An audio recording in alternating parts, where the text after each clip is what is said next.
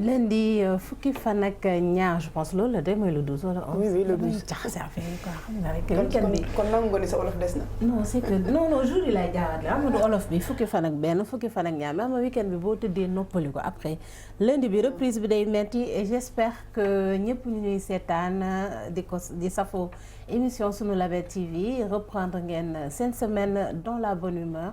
De toutes les façons, il y a une nouvelle semaine qui s'écrit, une nouvelle page de l'histoire aussi qui s'écrit au niveau du football avec équipe marocaine qui est en demi-finale pour la première fois de son histoire et de l'histoire de l'Afrique dans une Coupe du Monde ci Qatar 2022 bi lañ doon xaar xëy na Qatar ñu jig comme on dit. Voilà di leen di jaajëfal bu baax a baax ci ànd bi ngeen di ànd ci seen émission Sunu Kaay yi fii ci Sunu Label TV ci xolu Sénégal ci xolu Sénégalais yi. ngeen mun ñu suivre sur le canal 27 de la TNT 37 bu TV d'Orange ak en direct sur la page Facebook tey di donc la troisième partie des cadres du mondial donc jàll nañ phase de poule huitième de finale quart de finale ñëw li nga xamante ne moom mooy demi-finale je pense qu'on est sur la dernière ligne d'autant plus que la finale ce sera inchallah le 18 il reste que les demi-finales et la finale pour xam kan mooy nekk champion du monde en tout cas du doon Sénégal ndax ñëpp si voilà. mën na nekk Maroc ah. mën na nekk Maroc parce que Maroc ak Sénégal benn la rek c'est l'Afrique ah. est-ce que ñoom jàppee nañ seen bopp africain. bon même bu ñu jàppewul seen bopp africain ñu ngi ci carte Afrique bi fii lañu bokk. ils n'ont pas le choix. waaw ils n'ont pas le choix. voilà en tout cas ci kaay la bokk dinañ ci gën a xuus ci kanam ci émission bi tey nag ñu nar a dalal aussi ki nga xamante ne moom mooy Modou Gueye c'est bien ça. Modou Gueye Seck ma yokk ci Seck bi. voilà am na ci solo de ah. kon. waaw lu bëgg rek lañ koy defal waaw c'est bon moom mooy suñu gan. donc Modou Gueye Seck di secrétaire général du Tekball xam naa am na ñu bari ñoo xam te ne ils sont comme moi c'était la première fois ñu koy dégg Modou Seck nuyu nañ la. maa ngi lay nuyu Fatou di nuyu Roxay c'est ça. Uray excuse-moi. Kaala de noo garaawul Kaala.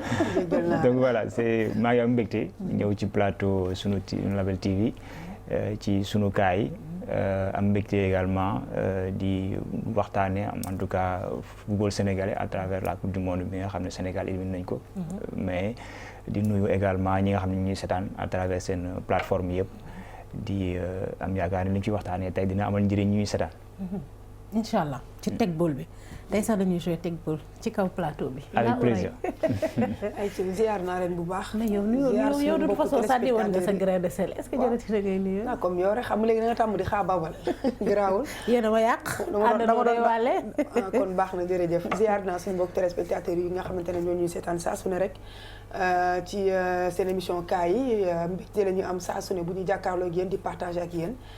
tout le temps noonu la ñuy amee ay retour aussi tamit gars yi ñu ngi lay bëggee bu baax a baax di wax ni thème yi ngay laal am na solo lool donc ñuy nuyu suñu gan gi Seck yal na nga am jàmm te ñu dalal la ci jàmm ak salaam. ñu tàmbali ci bisimilah yeggali ci alhamdulilah rabbil alamin. incha allah yaa Seyda altine mubarak. altine mubarak jërëjëf donc comme ni ma leen ko waxee tey c'est les cas du mondial la troisième partie ñu ci dalal donc Modou Gueye Seck di secrétaire général de Tekball ak ki nga xamante ne aussi moom mooy madame Awa Ndaw di officielle du match aussi de football. sama xarit c'est sa xarit la kon xamante ngeen. bu baax. ah bon. ah man milieu sport bi ñëpp ay frères la. moom sax xam naa ko moom xamul waaye xam naa ko. man mi xam nga bu baax xëy. fan. Anos xanaa. Sérieux baalu émission bi jaar. c'est ça. oui kon dama invité ku ma xam koo xamante ne man xaw ma ko. xam nga milieu sport moo demee noonu da ngay xam nit du la xam keneen xam keneen te moom du xam ne kii xam na ko. parce que dañuy séenante dañuy déggante et cetera. mais nag mënoon nga ma ko wax depuis le temps ñuy échanger et tout. non dama lay bàyyi ba ci biir. da may bàyyi ci biir quoi may patauger quoi ma wax ko ci plateau bi. d'accord en tout cas mi ngi noonu moom xam na ma man xaw ma ko woon voilà mais toujours c'est dans la famille sportive loolu du dara mais cas bi mooy le Maroc en demi-finale est-ce que tu t'y attendais Modou Gueye? bu ma xoolee en fait en tout cas li Maroc wane ci depuis le début mën nañ ne c'est pas une surprise parce que dañuy faral di wax en tout cas man bokk naa si ñu wax ne coupe du monde boo bëggee sori d'abord il faut avoir une solidité défensive te boo xoolee Maroc li mu taxawee depuis le début de ce mondial là nga gis ne sur 5 matchs le Maroc n'a encaissé qu'un seul but contre son camp d'ailleurs da ngay xam ne équipe boo xam ne la mun na gagner ku nekk parce que ku encaissé wul doo perdre en principe boo demee série lu ne mun naa xew donc cette solidité défensive là équipe bu ko wane mun nañ am yaakaar ne mun nga dem jusqu'au bout et honnêtement le bloc bi nga xam ne moom la Regragui gi mettre en place que ça soit en phase de poule comme ci match à élimination directe yi bloc bu compact la boo xam ne dafa cohérent te c'est difficile nga bouger ko du début à la fin c'est un peu différent du Sénégal par exemple on y reviendra peut-être bi nga xam ne mun na am bloc au début mais au fur et à mesure que le match avance da ngay gis ne bloc bi day effrité wu day am benn un peu dañuy disloqué wu te équilibre bi ñu amoon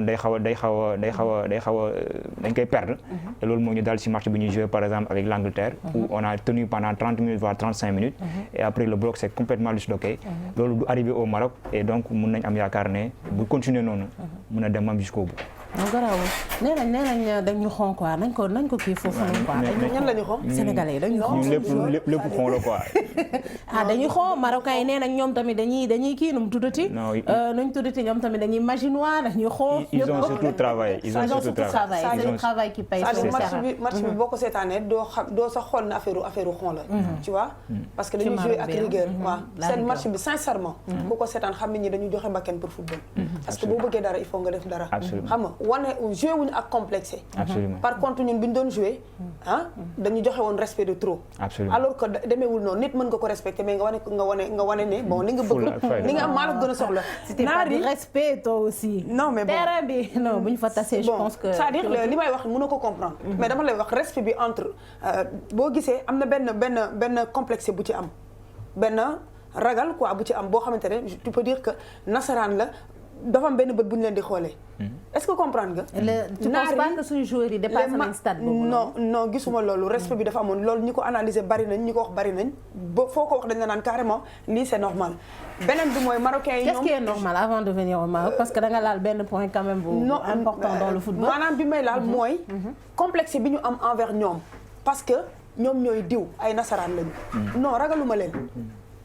waruñu leen joxe respect boobu ba mu ëpp ñu ñuy tutoyer noonu. ci biir terrain bi alors que ñoom li ñu doon joxe ñun mën nañ ko joxe parce que ragal nit ki mooy waral mu yor bal nga taxaw di ko gunge alors que mën nga ko songu jël ko comme moom yow boo yoree bal ni muy tëbee sa kaw di mel ni kéwél gu gis dara alors bokk ngeen ko. yéen a bokk bal bi. alors du ma wax ragal mais li Ourey di wax peut-être maa ngi koy jéem a comprendre ci benn sens mooy boo xoolee match bi ni mu demee. tu as l'impression à la fin que ne y avait 3 niveaux d'écart entre les deux équipes alors que loolu amul en réalité. peut-être que techniquement boo jëlee ligne par ligne. Angleterre mën nañ ne moo nekkoon favori sur le Sénégal. mais bu la équipe rawee techniquement da ngay compenser par 2 éléments au moins. mooy la tactique. stratégie bi nga xam ne coach moo koy teg. mais surtout avec l'impact physique. mais keroog contre Angleterre dañu gis ne que ça soit dans l'impact physique. que ça soit sur le plan tactique. en plus de la technique bi nga xam ne ñoom ñu ko ëppale dañu bouffer. et ça c'est pas normal. pour une équipe comme le Sénégal bi nga xam ne boo jëlee par exemple Coupe d'Afrique bi ñu génn. nga xam ne on avait une solidité défensive boo xam ne c'était vanté par tout le monde. en 7 matchs on a encaissé que 3 buts en CAN. ci Coupe du monde bi ñu génn nii. ci 5 matchs on a encaissé 7 buts. en 5 matchs seulement. loolu dafay am loo xam ne dañ ko perdre mooy suñu solidité défensive bi ñu amoon. le respect bi ñu doon imposer les gens. l'impact physique bi ñu doon mettre sur nos matchs. on l'a pas vu forcément sur ce match-là contre l'Angleterre. Donc pour moi il faut comprendre il y a eu un peu trop de respect peut-être envers l'Angleterre. Peut-être du nga wooye ragal. parce que gëm mën a jouer ragal nañu seen morom jour. mais il y a eu un peu trop de respect envers l'Angleterre à mon avis et on aurait pu mieux rivaliser que ce qu'on a montré. est-ce que du loolu moo tax quand même population bi damuñu leen accueillir parce qu'on a vu que vous n'êtes pas la population n'est pas partie quand même accueillir ñi nga xamante ne ñoo ñooy équipe nationale et quoi qu'on puisse dire ñoom seen objectif bi ñu leen fixé loon bi ñu fiy jógee ils l'ont atteint. On a demandé les huitièmes de finale. Non, c'était pas ça l'objectif. C'était quoi l'objectif? L'objectif c'était les quarts de finale. C'était les huitièmes de finale. C'était les quarts de finale. C'était les huitièmes de finale. Non, je suis désolé, c'était les quarts de finale. L'arbitre, l'entraîneur lui a demandé les huitièmes de finale. Non, c'est la population qui voulait les quarts de finale et la demi-finale. mënuñu woon dem coupe du monde en 2002 20 ans en arrière dem ba quart de finale ñëw en 2022 dem di wuti huitième de finale même si c'est vrai que champion d'Afrique c'est vrai qu'en 2018 on a été éliminé par un carton jaune pour ne pas aller en huitième de finale, mais ce n'est pas une raison pour aller à ce mondial-là avec un objectif d'être en huitième de finale. Non. Peut-être bu dee élément bi disponible na bil may ñu quand même l'équipe nationale bi muy wàcc ci avion bi ak à l'aéroport vraiment accueil bi nga xamante ne moom ngeen leen réservé bu fekkante ne élément bi disponible na sinon nous continuons parce qu'on a vu quand même que ni même buñ leen accueillir leen ñenn ñi di kaas ci seen prime waaw aca ñaar yëpp vent de pair accueil beeg prix yi nga ne même bu dee accueilliruñ leen dem jëli leen aéroport indi leen kenn ku nekk bi nga wàccee ci sa gox teeru nañ la tatagal nañ la sincèrement te gis nañ ko ci réseaux sociaux yi ku ci mel ni Ismaïla Jacob keneen ak keneen waa doomu Fass keneen ak keneen kenn ku ci nekk bi nga wàccee sa gox am na teertu buñ la defal tu vois prime yi aussi tam dañuy xool ne dafu leen par gox c'était tout le Sénégal waaw parce que dañu am lu ñu musul am coupe d'Afrique c'est ça dañu indi coupe boo xamante ne Sénégal lañ ko xiifoon bu yàgg bañ koy xaar ba léegi amuñu ko ñu ngi koy soog a am loolu moo tax mbégte moom moo tax mag ndaw góor ak jigéen ku ne génn wane sa mbégte yaa ngi dégg mais la ñu yóbbu woon coupe d'Afrique ba am li ñu am yóbbuñ ko coupe du monde wala soit dafa am loo xam ne dañu ko wàññi bàyyi fi loolu moom nañ ko waxtaan moo tax ngeen accueillir leen accueil bu glacial boobu noonu di kaas ci prime yi Maroc non c'est-à-dire dañu jàll ci leneen parce que am na beneen pays africain bu fa des war nañ ko mën a supporter tamit te jàll ci leneen mais seen dëkk d'abord léegi après léegi ngeen ñëw Maroc qualifié ngeen di jubilé oui bien sûr équipe ñëw ngeen bañ leen mais c'est à qui la faute d'abord le fait que accueil bi nga xamante ne moom la ñu waroon réserver suñu lions yi du accueil boobu la ñu am c'est qui la faute c'est la fédération c'est le ministère c'est la population il faut aussi que ñu xam benn affaire mooy que ne sénégalais yi léegi on va dire màgg nañ ci football. gis nga bi ñuy accueillir lions yi. li gars yi di def ci football di ko ci investiroo ko de nga naan màgg na ci football. waaw rek ma ñëw c'est-à-dire quand c'est vrai boo duggee ci comparaison investissement Maroc par exemple ak Sénégal à la limite tu peux dire que Sénégal lu mu am ci football dañ ko sarax. wala boog bonus la parce qu'on a en fait en termes d'investissement on n'a pas fait grand chose suñu football local bi gis nga ni mu mel et tout ça peut-être qu'on y reviendra mais déjà may nañu image côté boobu mooy loolu Lions yi arrivé yi bi wute nag arrivé bi nga xamante ne moom ngeen mais Fatou c'est normal ils sont partis en coupe du monde c'est pas donné à tout le monde oui mais Sénégal waroon na mën a ambition dem ci fu gën a sori fu mu toogee. ba demi-finale sax au moins te Sénégalais yi l'objectif man pour man c'est-à-dire tey jii nii buñ ko waxee buñ ko waxul jour bi ñuy dem. seen envie moo doon li Maroc def ñoom ñu def ko. loolu moo nekkoon seen biir xol. bu ñu nekk ci terrain bi aussi ah. loolu lañ bëggoon mais donc. Sénégalais yi bu ñu demee gis ne malgré que éliminé nañ ñu mais. ci comportement bi dans l'ensemble par rapport à ce match-là dañu am déception en fait man personnellement bokk naa ci ñu am déception que ni ñu éliminé c'est pas normal. C'est pas normal. L'Angleterre ne doit pas battre le Sénégal par 3-0 sur ce match-là avec cette prestation sénégalaise. loolu moo décevoir Sénégalais ba nga xam ne ak première mi-temps bi première minute jusqu'à 35 minutes. Mais c'était de belles minutes qu'on a fait. Oui. D'un seul coup parce qu'on a encaissé un but sur une contre-attaque à la limite anglaise. Le bloc s'est effrité ñu perdre carrément. Mais c'est pas possible. Après derrière deuxième mi-temps bi ñu def deuxième mi-temps calamiteuse boo xam ne Angleterre bu ñu yërëmu mënoon nañu door 10 foofu kon Angleterre da laa yërëm mais bien sûr deuxième mi-temps tu as l'impression que ay xale ñu doon jouer ak seen i mag. D'accord mais cet accueil glacial à qui la faute? Ministère, sport, ministère, la fédération ou la population? Pour moi c'est pas la bonne question. C'est de dire pourquoi oui mais peut-être pour man en fait ce qu'il faut demander c'est pourquoi les Sénégalais ne sont pas sortis. C'est pourquoi je te dis ndax c'est le ministère ndax c'est la fédération ou la population. xam nga boo nee ak kii la faute da ngay wut un coupable. Il y a un coupable forcément. À ton avis c'est qui le coupable? Je partage pas cet avis-là. man pour man ministre bu woote woon te population bëgguñu génn duñu génn. Population bi tamit bu ñu bëggee bu fekkente ne bëgg nañ génn ñenn ñi bëgguñu génn. kenn du génn donc ñi fa nekk ñi nekkoon aéroport ñooñu ñoo fa nekkoon. kenn ku nekk bi nga demee sa gox loolu nga am jeex na. mais amul kenn ku ci am faute pour man. ministre bi amu ci benn part de responsabilité keneen tamit amu ko ci. loolu laa jàpp. À mon avis Sénégalais yi ñooy génn benn ministre du leen woo benn coach du leen woo kenn woowu leen bi ñuy génn ci février ci Coupe d'Afrique bi kenn woowuñu bi ñuy génn en 2017 bi ñuy dem final di perdre ñi génn di feetewu kenn woowu leen woon c'est-à-dire bi itam bi ñu génnulee parce que dañu sentir ne waruñu génn da ngeen mere seen joueur. non du question mere c'est-à-dire léegi lu tax génnu leen moi c'est ce que je veux savoir. moom laa lay expliqué à ton avis. maa ngi koy wax sànq peut-être que bàyyi woo si xel dama ne match bi Sénégal def ni ñu ko éliminer contre l'Angleterre Sénégalais yi ñu si bëri apprécié wuñu loolu mënoon nañu éliminer noo xam ne gars yi dinañ ne bon ñi ils ont fait ce qu'il fallait faire et ils méritent au moins que ñu dem teru leen mais les gens n'ont pas vu l'équipe du Sénégal que nous aimons qui se bat jusqu'à la dernière seconde pour même bu ñu koy gagné mu génn avec les honneurs. D'accord donc ça veut dire que da ngeen mere seen ay joueurs. on n'a pas vu non si da ngeen mere moo tax dama leen accueillir. à mon avis d'accord de ma part personnelle man merewuma leen. merewuma leen d'accord mais dama accueillir leen. beneen question bi mooy par rapport au prime d'accord buñ demoon demi-finale nga am jot. maintenant par rapport au prime toujours cas la parce que les gens ñu ngi nekk prime yi ñu leen jox c'est pas normal waruñu leen woon jox prime quart de finale. Ton avis sur la question est-ce que war nañ leen jox waruñu leen jox. mais Fatou jël ko ci yow mi je suis pas sûr que ne fi nga nekk liggéey nii. boo toogee un mois te amoo congé. liggéey si woo boo ñëwee dinañ la fay. bu ma feebaree dañ may fay. dama ne raison valable dañ may fay. moo tax ma ne amoo congé boo feebaree da ngay am congé maladie. moo tax ñu lay fay. mais nga toog sa kër. ñu liggéey woo am objectif bi na jox attendoo ci dara nga ñëw fin du mois taxaw ñu fay la. je ne pense pas que si madame Sow daf may fay moom daa baax. waaw kon d'accord bëgg naa am emploi ci patron bu mel noonu que moom. non madame Sow dafa baax. non mais d'accord ce que je suis en train de dire mooy que ne mënuloo dem ci benn compétition. nga am objectif ñu ne la dem quart de finale. demuloo atteindre objectif boobu noonu. nga ñibbisi.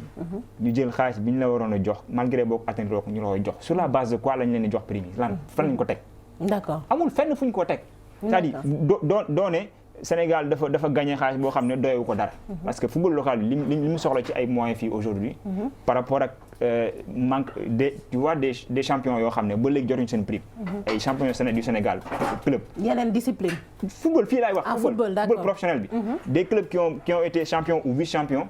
mais qui jusqu'à présent ne reçoivent pas leur prime de vainqueur. de vainqueur. ngay jël ay moyens di ko jox des joueurs yoo xam ne ils n'en ont pas besoin parce que ñooñu ñu si bëri ñu si ëpp en tout cas c'est des milliardaires. pour ne pas dire en tout cas la oreille pour ne pas dire des milliardaires. donc ñooñu pourquoi nga leen ko jox nga bàyyi les joueurs qui sont au Sénégal et qui en ont plus besoin. alors que li ñu leen santoon defuñu ko atteindre luñ ko. pour moi c'est du populisme mal placé boo xam ne c'est qui vient de. là oreille ton avis tu es d'avis ou pas. xam nga je suis mal placé mu wax ci affaire boobu noonu. ah lu tax je suis mal placé. pourquoi t'as pas ton opinion. laal prime oreille. laal ma prime sincèrement laal ma prime ndax. jox ma ko laal prime gisoo nu mu bellee mais non bàyyi tooñ. je suis mal placé pour wax loolu. mais damay wax ni. que Sénégal am na ñeneen ñu yittewoo loolu. tu vois y a d'autres disciplines yoo xamante ne loolu mu joxe noonu. peut-être mënoon la leen jox benn somme rek mais li ci des mu jël ko.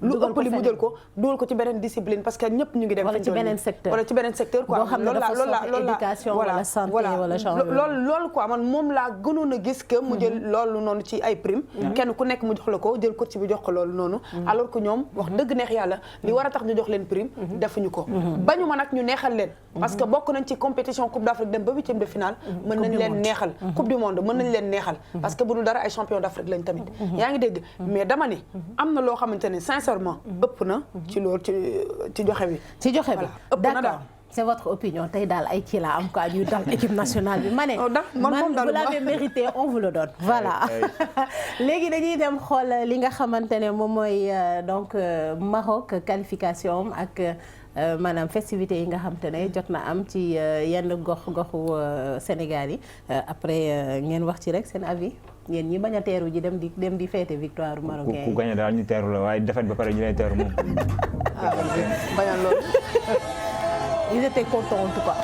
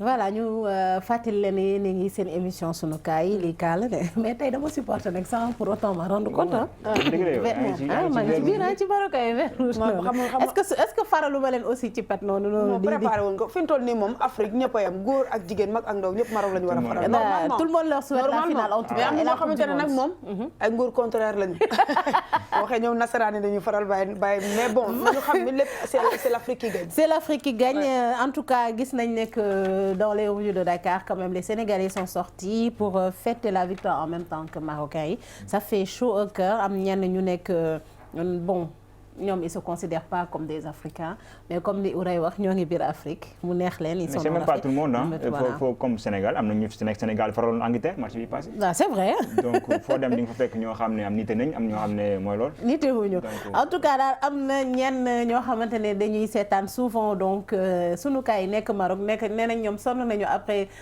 seen défaite contre l'Angleterre dañ leen di room naan leen Sénégal 0 di leen di kookali donc ñoom nee nañ vraiment faraluñu parce que dañoo sonn yàlla nañu Maroc ñu dóoree ñoom tamit 0 ba nga xam ne bu ñu leen waxatee Sénégal 0 ñu ne leen Maroc 0 mais en tout cas rien que pour l'Afrique on leur souhaite voilà ñu gagner dem de l'avant juste en tout cas war na Sénégalais yëpp manko africain yëpp manko ñu jàppale Maroc supporter leen ñu mën a dem xam nga loo xamante ne c'est la première fois yow nga participer ko rawatina nga dem ba demi-finale loolu c'est quelque chose donc nag bu africain yëpp jàppale mais ils ont été aussi le premier africain je pense à se qualifier en huitième de finale ñoom ñoo nekk premier pays bi nga xamante ne ñoom ñoo njëkk a qualifié wu en huitième de finale de coupe du monde voilà tey ñu wàcc ba demi-finale donc loolu c'est quelque chose quoi c'est quelque chose donc nañ leen jàppale ñu gën leen a motiver aussi tamit ñu xam ne bon une première fois sax Afrique am dara sincèrement lii nii man je pense que marocains yi ni ñu footballé nii sincèrement ni ñu footballé nii suñu gëmee sa bopp dañu rayante mais da nga gis dañu rayante bu baax dañu joxe seen bakkan d'accord mais bu ñu fàtte tamit ne nee nañ c'est l'Afrique contre l'Union africaine kaala ñaar ñi war a tase demi-finale Maroc France Afrique contre l'Union africaine mais dara France ak Sénégal dañu leen fi 2002 non l'Union africaine Afrique Union africaine ñooy tase waaw d'accord nañ fi d'accord bu soobee yàlla cas bu rëy la kay parce que benn instant nii appeler la France l'Union africaine moom man sañu ma ko quoi. gars yi ne lañ Union africaine lañ. bon avoir un peu la constitution des joueurs qui jouent quand même ils sont des binationaux yoo xam ne mais c'est des Français d'origine donc origine guinéen origine Sénégal origine camerounais mais boo waxee loolu Fatou boo waxee loolu da ngay ñëw wax ko def pour la même chose non man bul ne boo waxee pour le Sénégal mais non c'est des Français c'est des Français c'est des Français et tu penses que ce sera le Maroc contre la France. Bon, nous en tant qu'Africains, on va naturellement, en tout cas moi, je vais supporter le Maroc. Inch'Allah. Pour que, en tout cas, mon souhait, malgré que j'aime beaucoup Messi, c'est qu'un pays africain gagne ce mondial. Ce mondial. Et comme Maroc sincèrement. Inch'Allah, on mettra en tout cas tous les moyens pour Lolo. Et aussi rappeler qu'en 2026, en 2022, nous, on est 5 pays africains à avoir, on avait 5 places à avoir participé. Je pense que juste c'était en Afrique du Sud, nous organisé lañ nekkoon 6 puisque il y avait le pays organisateur aussi qui était africain. Mais quand même en 2026 nous serons 9 nations. parce que dafa mel ni africain bu gagné dañuy yokk voilà gën a yokk li nga xamante ne même si nag on remarque qu'il y a quand même une très grande disparité ci li nga xamante ne mooy nombre d'équipes yi nga xam ne ñoom ñooy jouer à la Coupe du monde du continent africain nombre bi ak boo xoolee en Europe ou bien boo xoolee aussi en Amérique mais déjà c'est quelque chose de bien. waaw man daal yal nañu yàlla suturaal que dañuy yokk en 9 na africains yi commencé gën a góorgóorlu xam ne. bu ñu nee mondial c'est pour tout le monde. monde bi yëpp ñoo ko moom. kenn africains yi wane seen bopp wane na ñoom tamit am nañ lu ñu mën. am na loo xamante ne gëm-gëm la te dañ fay yegg incha allah rabbi parce que tubaab yi ëppale wuñ ñu dara. voilà et que dañoo war a dépasser dem di figurer seulement mais il faut aller chercher donc les coupes mais de toute façon Modou Gueye comme ni ma leen ko waxee donc c'est le secrétaire général du Tekball football Tekball voilà mais lan mooy Tekball. Alors excellente question. Tekball mélange de football et tennis de table. C'est on va dire un football qui se joue autour d'une table. football ci table. waaw boo xam ne amul loxo. mais voilà teg table nii nga taxaw fi ma taxaw fee. ñuy passante bal bi.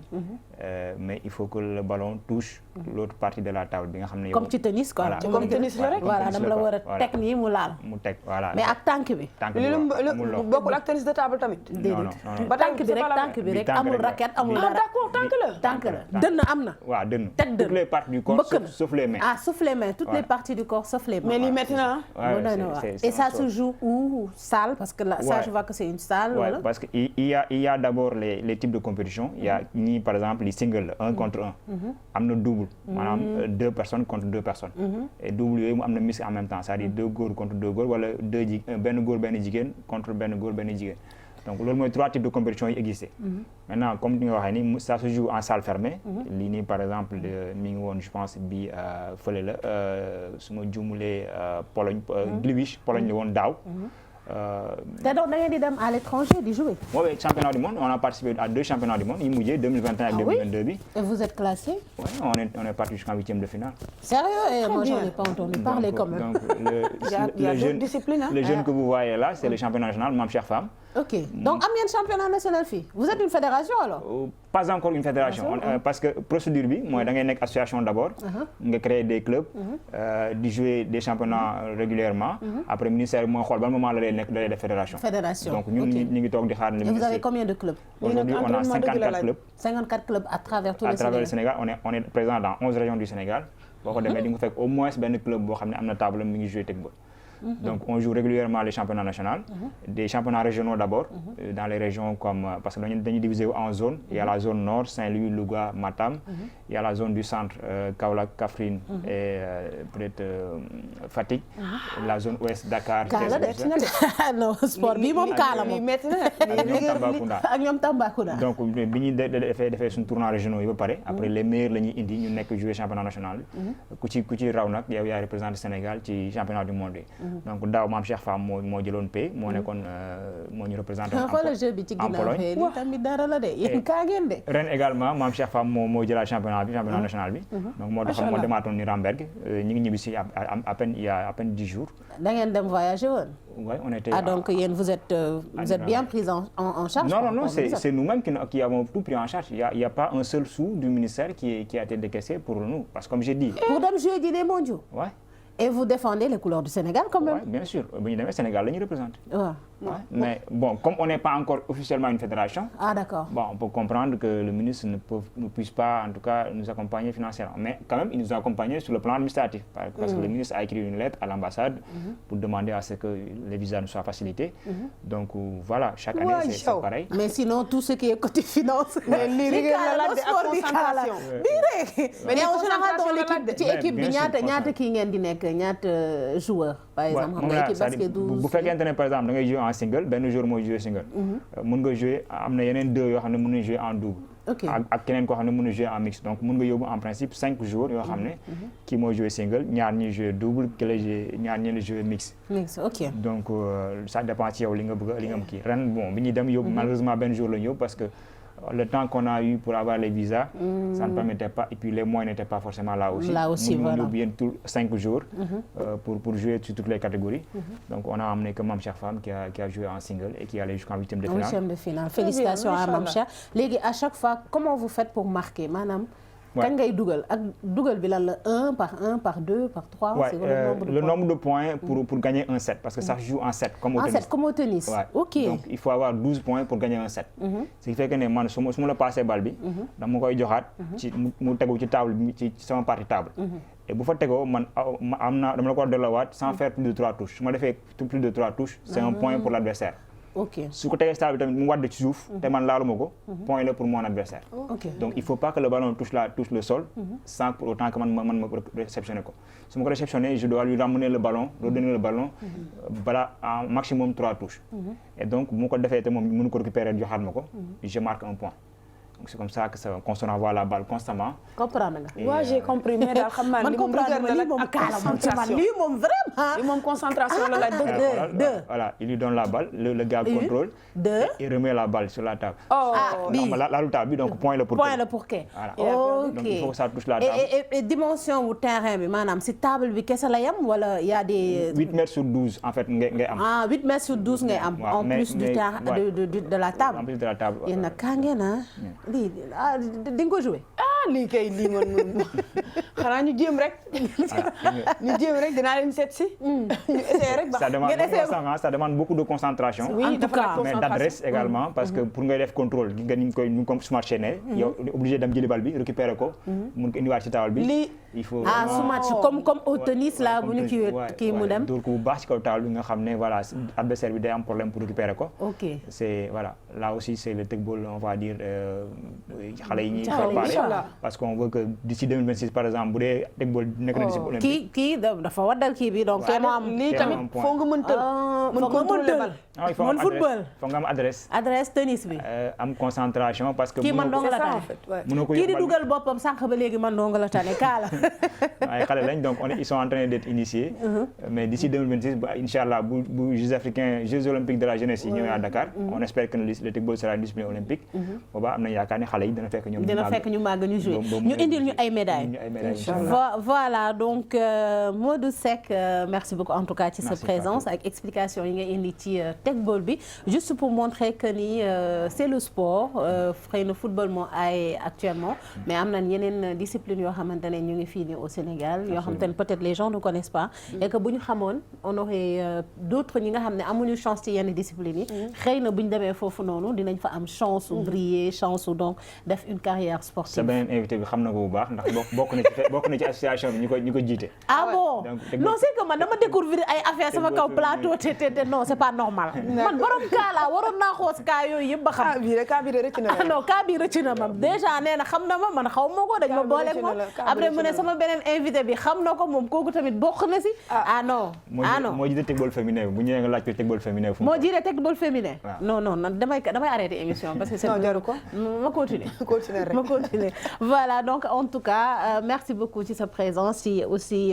éclaircissement yi nga xam ne indi nga ko ci tegball bi ñu lay bàyyi donc votre dernier mot par exemple. waaw merci Fatou bon maa ngi lay tooñ naan la xam ne bon effectivement je pense que benn yoon lañu gisee su ma juumalee mooy bi ñu def Jeux africains karaté mooy judo la woon. annonce doon jëloon ñu nekkoon ci organisation bi. ah d'accord bokkoon naa ci kii bi donc avec l'aide de Awando bien sûr. moo ñu kii woon donc foofu laa la je pense gisee woon su ma juumalee. d'accord Ousmane Diaw mi ñu boole. donc foofu lañu xamante moom aussi. d'accord ci à travers annonce. donc am mbégte ñëw ci plateau bi.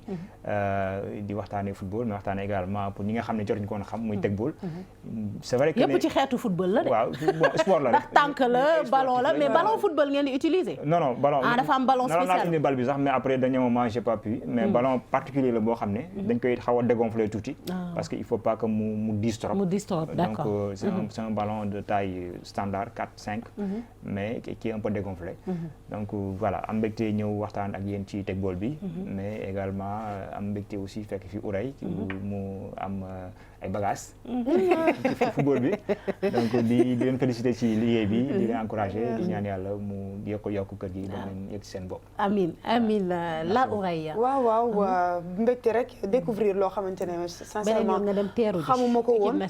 équipe nationale par force dama leen di teeru parce que samay frère la ñu tu vois dama leen di teeru damay toog parce que jour boobu dafa fekkoon may liggéey mais nag li ma mën ci teeru leen mooy toog sama plateau bégal leen donc loolu laa amoon def naa ko mbégte laa am aussi tamit découvrir beneen discipline bu bees tegball xam naa dinaa ñëw mbaa soit ma indi samay gone ñu ñëw jàng parce que lii bëgg naa ñu am benn concentration lii nag ku am stress war ngaa mën dem parce que dina tax absolument xam nga dindi tuuti mais da nga war am table fii sax di ci jouer tegball est-ce que doo ñu wutal table ñu ko jouer dafay dimbali nit lu bari dina dimbali nit lu bari donc yal na yàlla may leen ngeen yeggale ci jàmm te aussi tamit ki nga xam ministre des sports mu découvrir ko xam naa ne bu ko découvrir daf leen fédération non lii lu neex la da ko war a découvrir war na ci teg loxo insha allah rabbi yal na yàlla defal ñëpp jàmm aussi tamit ñu wax Maroc yal na yàlla defal ko ndam insha allah rabbi yow it émission kaay yaa ngi noonu nga jox gars yi rendez-vous 17h30. waaw ci kanam léegi incha allah 17h pile la. ba 18h30 autant pour moi. mu delloo buum ca mboy ka. d'accord ñu dem page publicitaire ak ki nga xam ne moom mooy madame Awa Ndao di officielle de match de football loolu laa xam ci moom waaye nee nañ moom moo ngi si teg boobu boobu lañ ko lijjanti après cas boobu noonu page publicitaire dellu si waat.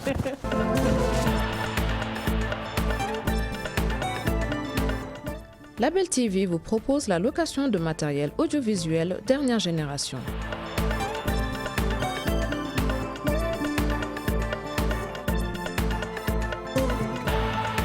Caméra, écran géant, travelling, jeux de lumière. Vous êtes producteur de contenu, annonceur, découvrez notre sélection d'accessoires, d'équipements en passant par la régie, la post-production et la diffusion sur nos chaînes.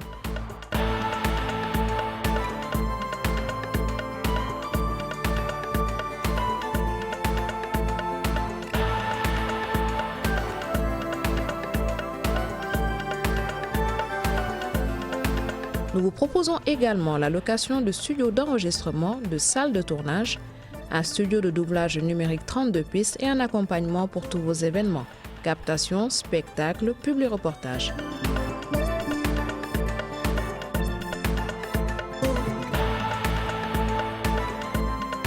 Contactez-nous au 78 296 22 22 ou écrivez-nous à l'adresse commerciale@labeltv.com.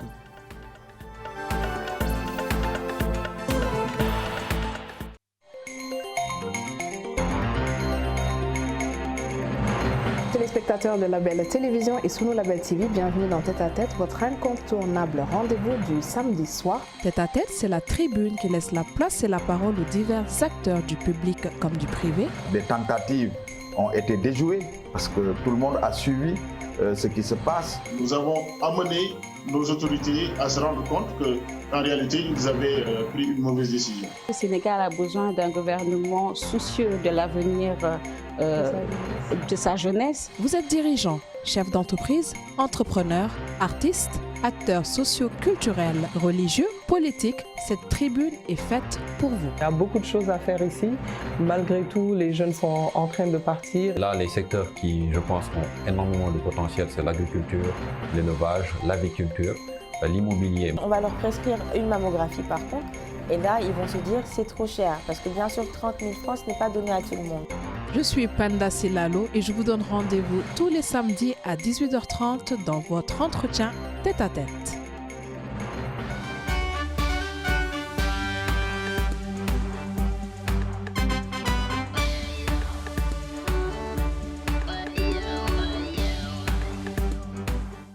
ñu dellu si waat seen plateau sunu kaay yi fii ci sunu Label TV ñu fàttali leen nous sommes en direct sur Facebook et pouvez nous suivre aussi sur le canal 27 de la TNT 37 ci TV d'Orange ak si réseaux sociaux yëpp ñu continuer li nga xamante ne moom mooy kaw mondial yi gis nañ ne arbitre yi am nañ ci ay cas y en a eu des filles des sanctions ba tax tey ma accueillir ki nga xamante ne moom mooy madame Awa Ndao moom tamit je sais que am na programme découvrir naa ne nag bokk nga ci teg bool bi boobu daf ma rëccoon boobu kaa en général du ma rëcc mais dinaa ko lijjanti voilà donc madame Awa Ndao nuyu nañ la.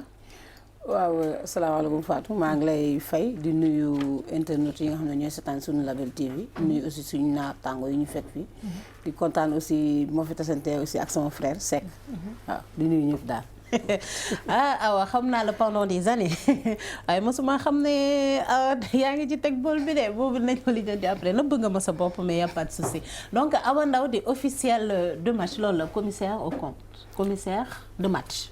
waaw commissaire de match la assesseur d'arbitre la manager sport en même temps aussi maa géré commission tam féminine bu teg bool bi. bu teg bool bi waaw boobu moom rëccoon na ma mais xamoon naa ne yaa ngi woon ci kaay la bokk. loolu moom kaa la nag sérieusement mais boobu dinaa ko lijjanti parce que yooyu d'habitude daana ma woon rëcc mais bon amul problème donc ci arbitre yi yow lan nga si mën a wax déjà ci jigéen yi nga xamante ne dañ nekk di arbitrer dans le milieu football.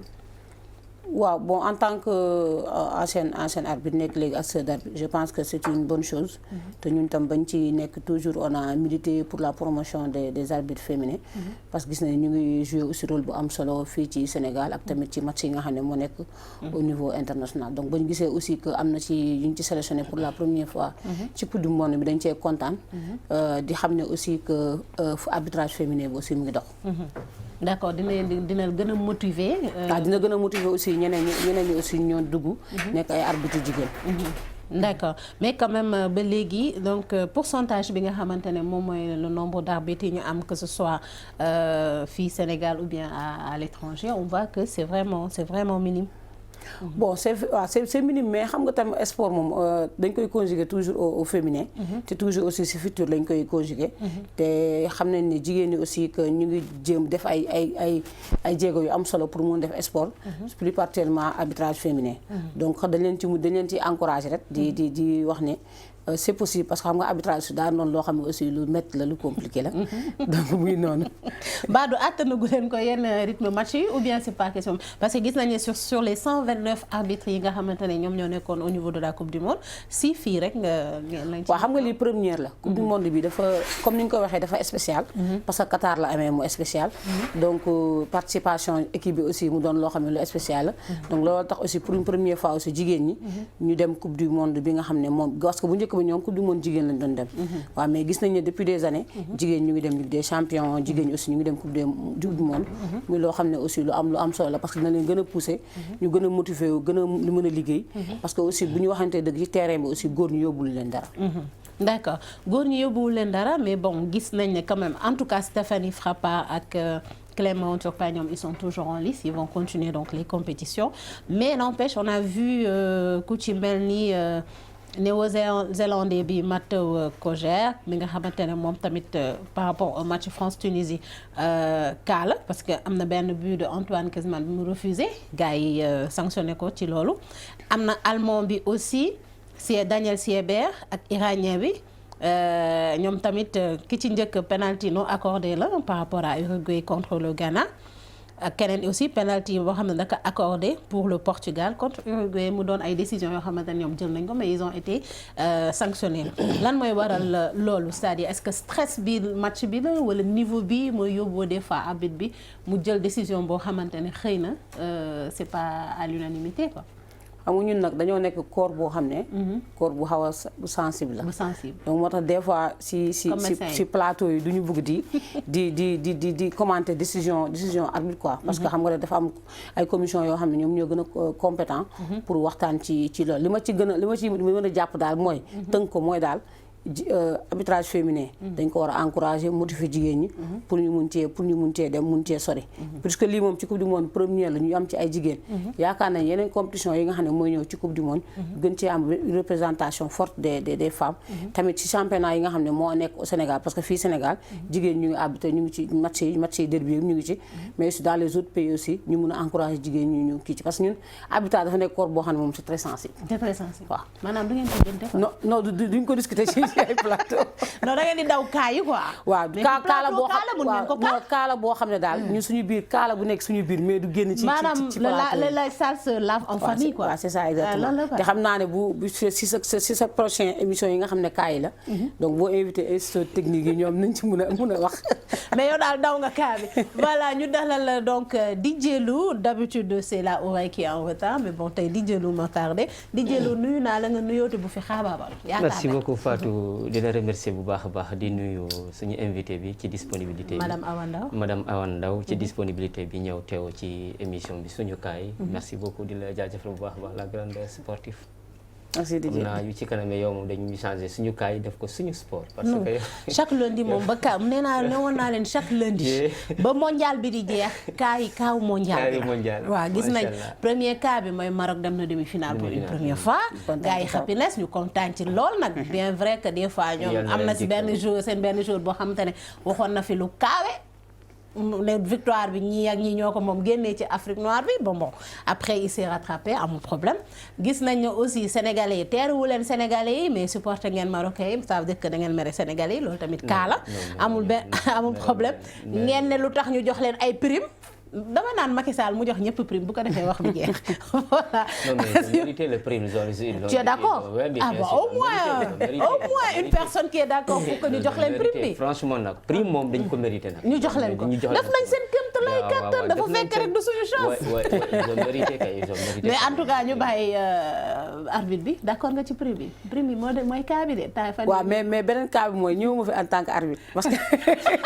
daw na affaire yi am na solo doy na waar. en tant que arbitre commissaire de match laa la fi indee da ngay daw prime yi. man Fatou doo ma dugal sa cas yi man dama fi ñëw en tant que actrice du sport. waaw plus particulièrement du sport féminin. parce que man moom je milite pour la promotion du sport féminin. waaw léegi d'accord nga ci prime yi waaw wala déet. bon man nag sama avis nag.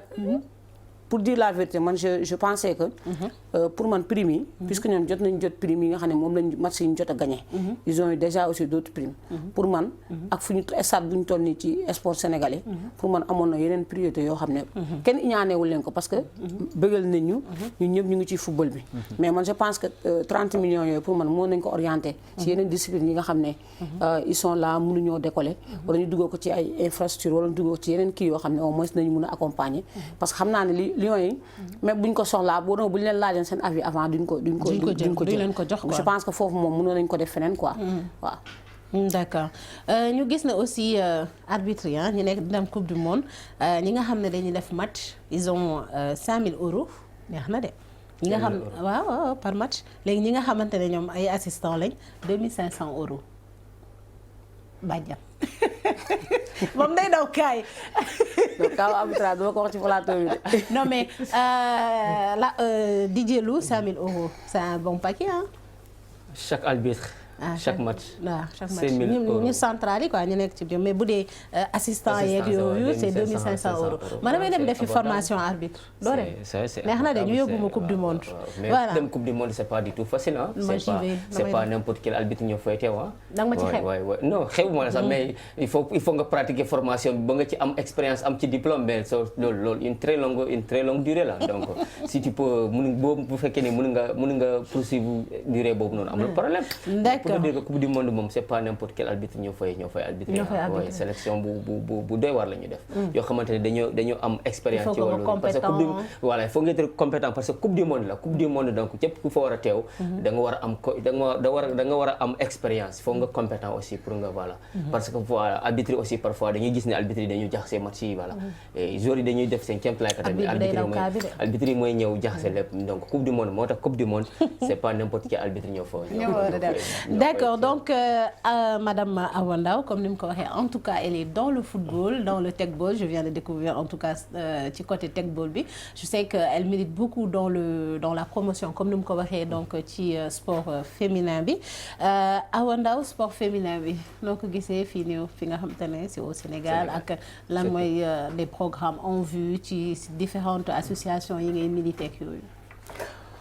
waaw football sport féminin bi ci de manière générale mën nañ ne am na ay avancées yu am solo parce que boo jëlee tey ji ci discipline yu bari jigéen ñi am nañ fa taxawaay bu am solo ni góor ñi di amee médaille noonu la ñuy amee médaille mën nañ ne sax boo jëlee tey ji discipline yi nga xam ne moom lañ gën a xam muy par exemple basketball bi gis nañ ne raaya yi gën a am solo jigéen ñi ci Afrique jigéen ñoo ko indi Sénégal donc côté góor ñi aussi gis nañ ne aussi bu dee cadre football bi aussi jigéen ñi aussi ñu ngi waajal li nga xam ne mooy éliminatoire dernier barrage pour mën a qualifier coupe du monde parce que ñoom tamit demoon nañu coupe d'Afrique boo xoolee aussi yeneen sport aussi jigéen ñaa ngi ci kii mais ba tey rek mën nañ ne des na parce que xëy na sport jigéen moo xaw a dëgër moo xaw a sensible parce que am na ay barrières yu bëri yoo xam ne dañ koy jël en jeu am na taxawaay boo xam ne tey jii ñu bëri ñuy gisee jigéen buy def sport ak góor buy def sport des fois sax nga dugg si terrain ñëwee la demal nga toggi wala demal ca waañ ba wala demal nga fóoti parce que dañu foog ne sport du pour jigéen alors que waaye góor rek moo ko moom alors que boo xoolee tey jii ci dëkk yu bëri ñu ngi def promotion sport yu jigéen ñi te Sénégal aussi wax dëgg yàlla depuis quelques années aussi jigéen ñi ñu ngi am taxawaay bu am solo du ci compétition yi kese même tam ci yenn décision yi yenn aussi ci côté aussi dirigeant yi aussi côté gestion bi aussi jigéen ñi aussi ñu ngi ci liggéey bu am solo. bu am solo léegi yan programme nga am yoo xamante ne ça touche aussi le football les femmes. waaw ñun daaw defoon nañ fi benn projet bu ñuy wax fusée. boo xam ne dañ doon dajale xale yu jigéen ñi nga xam ne ñoo am 15 ans ba 19 ans. donc ñi nga xam ne dañuy jàng parce que aussi ñun jàng aussi dafa am solo. parce que man bokk ma si ñi nga xam ne dañuy naan mun nga def sport doo def étude man ñun dañoo def sport jàng tey ba am suñu lijaasa mun a aussi ñëw def reconversion ci biir li nga xam ne moom mooy sport donc jàng moo la ko mën a may. donc projet boobu nu mu doon dajale plus de 200 filles yoo xam ne diggante Dakar ak Ziguinchor. doo xam ne ñu ngi doon football bu ñu jógee ci football bu ñu accompagner leen ci wàllum aussi santé. muy wàllum nutrition wàllum gestion de l'hygiène menstruelle. violence basée sur le genre. leen accompagner aussi seen wàllum aussi équipement. nga xam ne tey jii ci biir école bi wan nañ aussi ne ñoom dañuy jàng mais aussi bu ñu demee ci domaine tam compétition yi ci terrain bi aussi am na ci benn taxawaay bu am solo famille aussi ñu wax leen ñu encouragé leen ci donc projet boobu aussi gisoon nañ ci moom engouement bu am solo ba ñi nga xam ne ñoo nekk Ziguinchor Dakar sa chaque fois dañu ma laaj neema bàjjen comme que bàjjen lañ ma bàjjen kañ lañ koy defaat. voilà en tout cas ñi ay jigéen lañu aussi image bi ñuy wan nii. waaw ñii bii moom football bi la. football féminin donc dañuy waaw lii mooy waa Casa Sport defe naa su ma juumulee ñoom ñoo nekk nii te ñoom ñoo doon joué ak waa AFA daaw pour ki nga xam ne mooy champion D2 bi di aussi profité ci occasion pour wax ne puisque ñun bon ñu ngi ci teg bool beeg mais football lañ gën a miin que aussi man je pense que jot na aussi bu ñu bëggee sport féminin aussi avancé que ñuy xoolaat aussi heure yi nga xam ne moom lañ jigéen ñi di jouer parce que man li may wax toujours mooy nañu xool stade yi nga xam ne ñoo gën a visible pour jigéen ñi di fa jouer nañu xool heure yoo xam ne au moins boo jëlee par exemple Ligue Pro bu ñuy def seeni match mën nañ def levée de rideau def ko jigéen ñi boobaa day mën a permettre yi nga xam ne ñoo nekk ci wàllum marketing yi nga xam ne ñoo nekk ci wàllum accompagnement ñëw aussi mën a accompagner jigéen ñi gis leen ne xam ne Sénégal à part aussi compétition yi nga xam ne international mooy am au niveau local aussi am na ci jigéen yoo xam ne ñu ngi jouer aussi rôle bu am solo il en est de même aussi pour les autres disciplines et ce week-end yéen tamit journaliste aussi si plateau yi aussi ngeen ci waxaale aussi sport féminin chaque jour ñu xas ñu dañu duñ ci wax lu bëri mais bon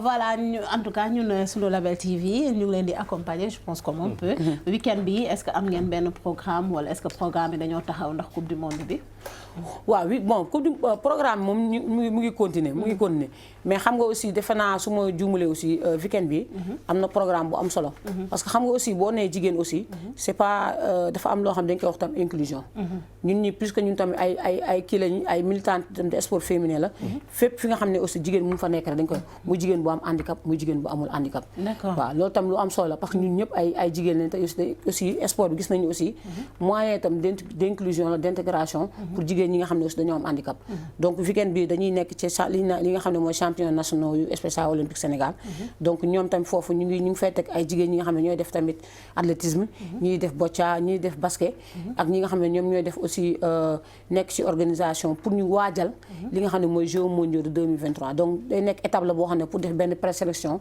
ci 250 yi nga xam ne ñoom ñooy jóge ci biir Sénégal ñu ñëw fii Dakar jongante vendredi samedi dimanche pour ñu mun fa génne ñi nga xam ne ñoom la ñu yaakaar ne buñ leen accompagner fii ak 6 mois yi war nañ dem si représenter Sénégal ca Berlin mun ci am si raaya yoo xam ne Sénégal drapeau am dina jëm kaw macha allah mais dama dégg beneen discipline fii nag ay discipline u carré ka fi ne luy bocca bocca dégg naa mu naan bocca athlétisme basket déggoo bocca bi waaw luy bocca xam nga ko waaw bocca comme genre pétanque la xam nga suñu xoolee Sénégal pétanque cosaan la fi suñu tonton yeeg suñu papa yi des fois ñu toog teg ataaya ba gerte bi jël di jouer pétanque donc moom comme genre pétanque la presque moo pétanque ñoo bokk même style de jeu boule bi ngay teg fële bu weex bi donc nga am objectif bi nga jël gën a jege li nga xam ne moom mooy boule bu weex bi la donc italiens yi ñoom ñooy wax boccia donc mais ñun Sénégal la majeure partie pétanque la ñuy wax parce que pétanque la ñu xamoon suñu nijaay loolu doon jouer waaw donc yemul sax foofu am na yeneen discipline ñu ci am mais weekend bi ci loolu la ñuy concentré parce que à part loolu tamit am na équitation am na tam natation xam nga natation moom fu am ndox nga ko mun def équitation aussi am nañ ci jigéen boo xam ne aussi ñu ngi koy tàggat boo xam ne aussi moom tam war naa dem aussi moom tamit représenter Sénégal waaw d'accord merci beaucoup donc en tout cas le 18 dañuy jouer li nga xamante ne moom mooy finale coupe du monde mais n'empêche am na donc ay programme yoo xamante ne ñoo ngi fii ci week-end bi yi donc 16 17 18 comme ni mu ko waxee je pense que dafay baax aussi ñu bàyyi xel li nga xamante ne rek comme ni mu ko waxee inclusion yi am ñi am laago semaine bee la ñu génn la semaine de l'handicap su ma ko xamoon ma indi la ci plateau bi ñu wax ci loolu mais bon cas boobu tamit rëcc na ma amul benn cas yi ma rëcc daal dañoo bëri ci kaw loolu madame Awa Ndao temps bi nga xam ne moom lañ ñu réservé loon en tout cas pour émission bi jeex na ñu bàyyi la nga tàggatoo sa dernier mot. waaw sama dernier mot ñu ngi leen di remercier ci di leen di encourager aussi si liggéey bu rafet bi nga xam ne moom ngeen di def wax dëgg yàlla suñu label moom ñu ngi koy seetaan man suba teel laa yeewu di xool tey di ban cas la ñu war a teg donc muy lu am solo di remercier aussi ñëpp ñi nga xam ne daal ñu ngi ci sport bi di leen encourager plus particulièrement jigéen ñi nga xam ne aussi ñu ngi ci sport féminin bi di wax ne aussi ñi nga xam ne ñoom ñoo ŋànk sport tamit nañ jàppale jigéen ñi nañ jàppale si jigéen ñi moom lu ñu duggul ne rek dañ ciy dem ba jeex wàllum infrastructure aussi nañ ci gën a taxaw parce que des fois aussi nga dem ci stade yoo xam ne xam nga jigéen lu mu soxla dafa bari stade yoo xam ne c'est pas adapté pour jigéen ñi di wax ne aussi ni ma nekkee militante sport féminin noonu laa nekk aussi militante handicap di wax ne aussi weekend bi aussi na ñëpp ñëw seetaan xale jigéen ñi nga xam ne ñoo am handicap encourager leen pousser leen pour ñu mën a réaliser li nga xam ne moom mooy seen rêve. waaw di remercier ñëpp daal waaw jërë ngeen jëf. voilà di jëlu donc suñu temps jeex na man maa lay tàggul ci kaw loolu ñu leen di jaajëfal bu baax a baax ci ànd bi ngeen ànd ak ñun di remercier aussi nag moom suñu fidèle téléspectatrice la depuis bu sunu label commencé surtout ak émission sunu kaay voilà ak ñëpp ñi nga xamante ne ñoom ñoo nekk spécial olympique ñoom chaque jour ils suivent donc la télé sunu label TV di remercier aussi en même temps Ousmane Diawo bi nga xamante ne fu mu gis koo xamante ne rek mën na wax ci lépp lu jëm ci kaay ak ci domaine bu mu mënti doon rek daf may interpeller na ma kii xëy na mën na leen aider même bu dul ci émission kaay sax si seen yeneen émission yi moom tamit suñu fidèle téléspectateur la ñu koy ñaanal jàmm bu baax a baax di ko jaajëfal jëfal ñëpp di leen di jox dig daje suba ci beneen cas muy li nga xamante ne moom mooy dund gu cher gi ak approche fête yi ci kaw loolu ma leen di wax njoko njal boo fête